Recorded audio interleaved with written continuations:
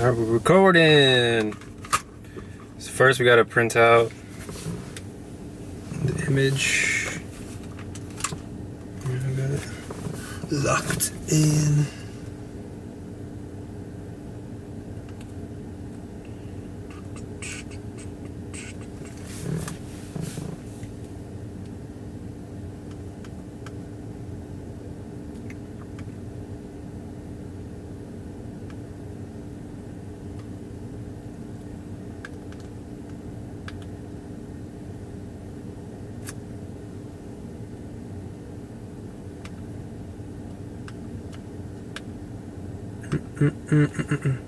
So right now I'm printing off the Selfie CP1500. Awesome machine. It's just really good for like on the go printing and just like mobile printing in the sense. Like I just use a power bank, and then I just prefer it because I'm able to shoot photos and then I'm able to print them out right away. So you can just really give people photos. It's not the most fluid way, but it works.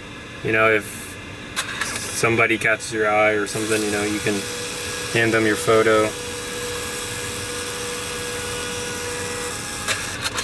Oh.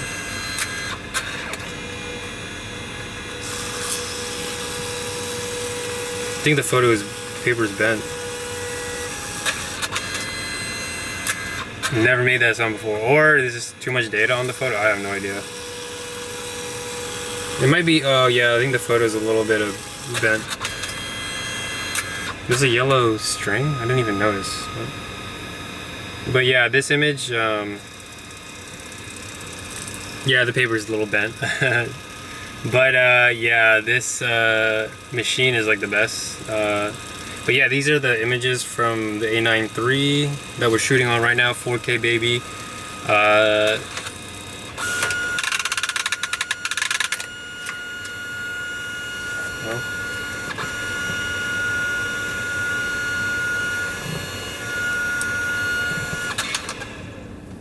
The image got messed up a bit. Yeah, I tried to speak about how awesome this machine is, but oh, too much paper. Oh, I see. Whoops. Okay, now I know. Okay, because I did put like 1.5 packs, but like before it was like fine, so I guess I can't put too many photos. But okay, we'll see. It should work. The photo looks fine though.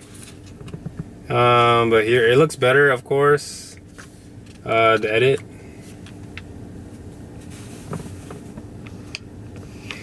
Just zoom all the way in. But yeah.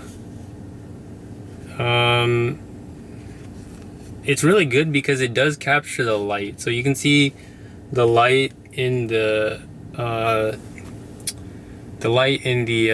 walls. Really great. The highlights are a bit blown out, but overall it's still good, I'd say. I did edit it slightly. All I did was lower the brightness a bit and just like little tweaks in the photo setting.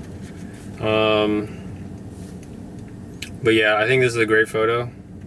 It's just like I said, it's just your classical portrait shot of an up-close like model shot. For model shots, you want to like do poses. And this is like a simple looking away from the camera pose, like looking off to the distance. So really photography is just about, you know, can you, okay. Paper is jam, okay, I get that.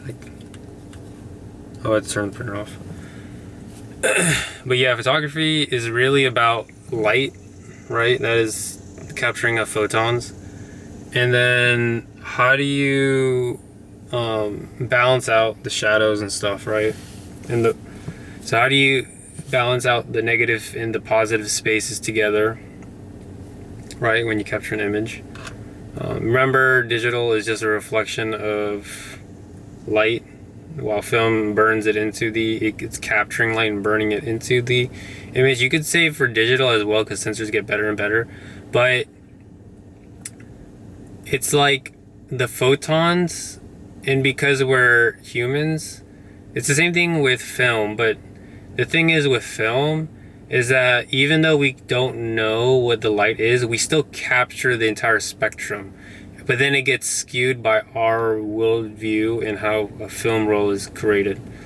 So when you start shooting film, it will still try to output the entire sunlight, you know. For digital, I would say, yeah, it is better to shoot digital prints, indoor photography, just because of that reason, right? Because light, that's just how light works. And you know, let me lower the shutter speed, I guess. I think 400 is the, I don't even know what's the ISO. 250 is the limit, I guess. I'll just keep it at 320 because, yeah, with 320, 1250 shutter. But yeah, again, the issue with digital is that it's recreating light, right? It's reflecting light, but it's also recreating it to the best of its abilities. Now, is there a way for photos and photography to be even better in digital print?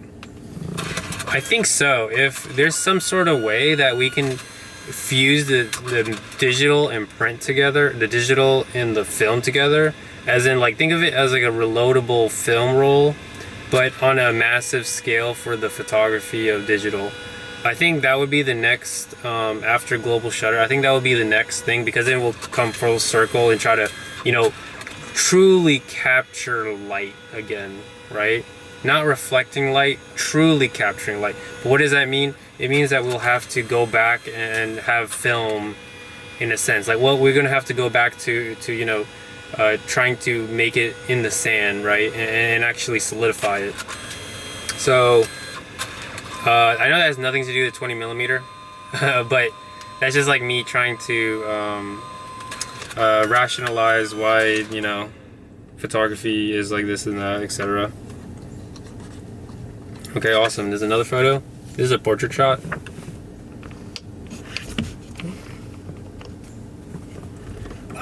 The highlights are a little blown out, but that was because it's just a really sunny day. Like, I couldn't do anything. I could have raised the shutter speed some more, but then I would have lost a lot of I don't have a flash photography stuff, like flash. So I mean, I could have brought my flash, but you know, I guess people, I don't know. I get it, but yeah. So this image, it captures the full body shot. I think that's what people like in when it comes to cosplay, because, you know, there's, like, you know, you can see her toes, the tail, and then her hand pose with her fan. Like I said, this is Honkai Star Rail. I don't know too much about Honkai Star Rail, but yeah, the image of this is pretty solid, I'd say. And then we have another. Oh man, I really like this image. This is an image of Mihawk from One Piece. I'm still in what arc is it? I'm in the Whitebeard arc. So the island Whitebeard arc where they're saving Ace. So don't don't spoil anything. But anyway, I don't know anything. But like, yeah, but Mihawk doesn't really show up. That's why I like blinked out. I was like, "You're not Zoro."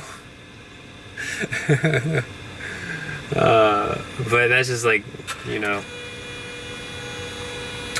I did take other photos, but they were more candid, so nothing pose shot. But like, I only took 2 pose shots. This only took me 1 shot, even though I got the a9iii, right? 120 FPS, I can shoot 120. I don't need it, of course. But I only need one shot, right? Most of the time, I only need one shot. Because, like, mentally, even though I can mentally, yes, you can see the live view in the manual setting, but, like, I can already, like, mentally see. Now I have to actually work my brain and train it to see 1/80,000th of a second. And I'm, like, trying to visualize it, but, like, the issue is that I don't know how the sun plays with 1/80,000th of a second. But yeah, this is another image. So you see my man, Mihawk. I'll also post their links because I was like, you know, if I'm gonna use their cells. So this is a really cool cosplay. It had the sword. You can see the image of the sword got cut out, but like it's slightly cut out. Wow, damn it! On the photo, it's full. So wow, this printer, if you want the full image, you know, you have to compensate by a little bit of a crop, just ever so slightly crop, but they don't tell you that. I actually thought you get the full image, but nevertheless, it's such a great photo, I'd say. Of course, I'd bring down the brightness of it, just the background. Again, I think I shot this at 1 out of this is 250 ISO, of course, but I think I shot this at like 1 out of like 5,000. So it was just really bright. It was 101 that day. So like I can't, you know, what can you do? You can't you know, change the weather. This photo, hopefully I feel like his feet will get out of the shot though. Yeah, I mean oh man, damn it. Yeah, okay, next time I know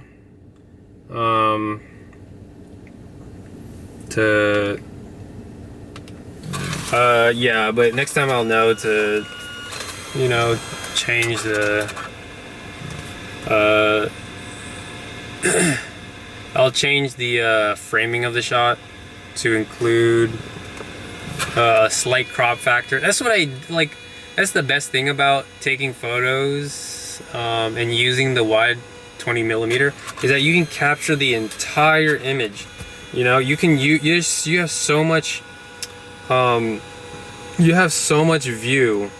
field of view that it just looks awesome, right? Because you actually see the pixels. You see, you know, 24 megapixels, people might say, oh, it's not enough, but like it's actually way more than you need, to be honest. Like, especially for socials, like it's just that social media is just like, I don't know why they're not being more algorithmic. Like, fucking use HEIF or something, you know, like be more efficient in the standards, or hell, even take raw files and then, you know, you can really embed raw files. Okay, anyway, that's me ranting about social media. But yeah, this is a photo of Mihawk. I think this is a great photo too. You know, you get his boots, his waist, and then his sword in the, you know, back a bit, and then he's just posing off to the side looking at the camera, which is good. You want your, I mean, you can go either way, right? You can have your subject looking down at you or up. I prefer subject looking down because just a slight down, because I think that it gives whatchamacallit, like it gives a slightly different perspective, because in a lot of modeling photos they never shoot you up, or they can, of course. I'm not saying there's no rules to it, but the main concern about photos is that you want to make your subject as appealing as possible. Like, you know, you want to, you know, give them a bias. So, and it's really simple, right? I would argue, like, you just need to really know where to stand when you take a photo. So if I could have redone this photo, I would have used, because you can see the previous image, it wasn't that bright, but then suddenly it became super bright. So it's just how the suns and clouds are, you know. But, you know, you still get great detail of his shots, great color scheme, you know. Thankfully, you know, that's what cosplayers do, that's what models do. They already do all the prep work, so all you got to do is, you know, make their photo, you know, their outfit really shine by just taking that great photo. Because he's wearing white, black, and red, and slight blue, if I had to prefer a background, I would choose either dark green or dark blue, purple or something like that. Light purple. Only because like we need something defining to like really reflect off. Because then you have different colors. You can have the bright lights to really reflect the hue of it. But yeah, it would just give it a more slightly interesting look. But yeah, that's 20 millimeters. I wouldn't. Yeah, I think that's that's it really. I'd say about the 20 millimeter 2.8 on the Minolta, 1985 model, of course. It can shoot 1 out of 80,000, 1 out of 16,000 on flash. I believe certain models of cameras can do this. Yeah, it's kind of hot, but you know, it is the camera. But yeah, I think, like I said, the 20 millimeter, this is how I shoot the 20 millimeter. It's extremely versatile in the sense that the only negative is that you do not have distance. So if you need to capture an image that is like farther away from you, that isn't a grand scale, like a building grand scale, right? So if something is not a grand scale, it's hard to really put into perspective into the image because it's going to be lost by the detail, right? Like the images of the photos, the images of buildings, they're great and they don't even have to be optically sharp, right? But because of the continuity of the colors and the shape and the structure of the image, it works because you're not looking at the little details, you're looking at the bigger picture. So 20 millimeter, great for group shots, great for like video work. I guess I could include a video work. I have no idea, but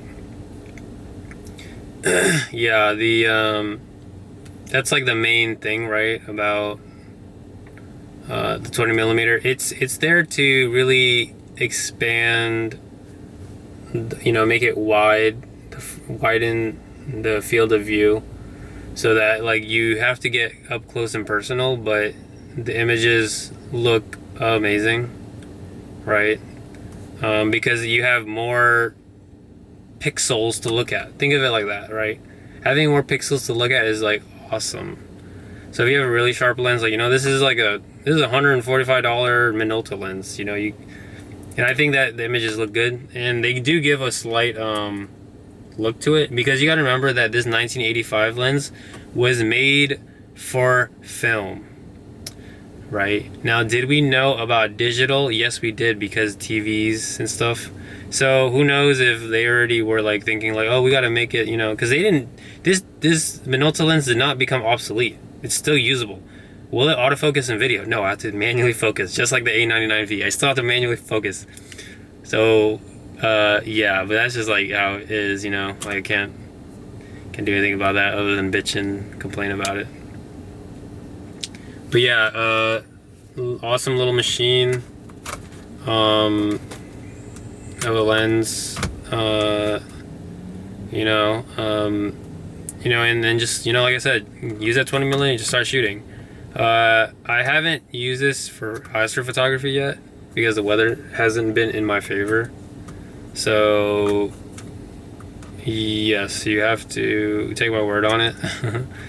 But now, since I got 2 bodies, I can take doubled astrophotography photos. But yeah,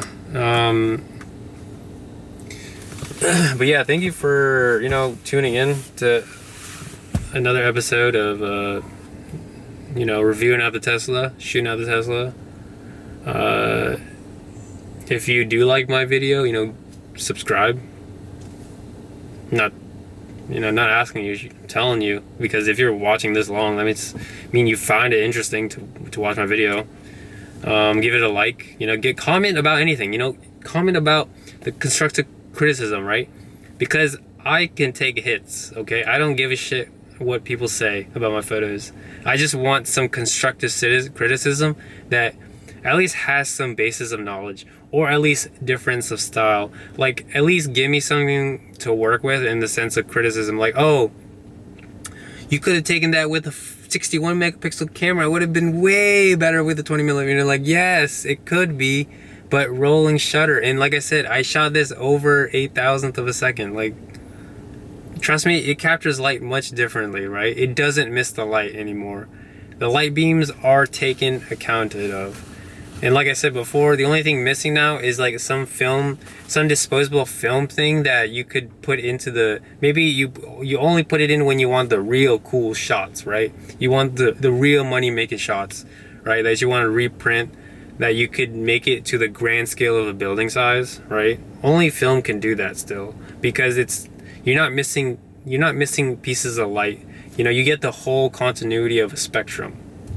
So again, if you like this image, you stay this long, just give it a like, you know, give it a subscribe, just do it. It only takes 2 seconds, it's free, you know, you already have that account, just do it already. Yeah, happy shooting, you know, yeah, you know, see you later, fellow Teslaans. Hope you enjoyed the photography.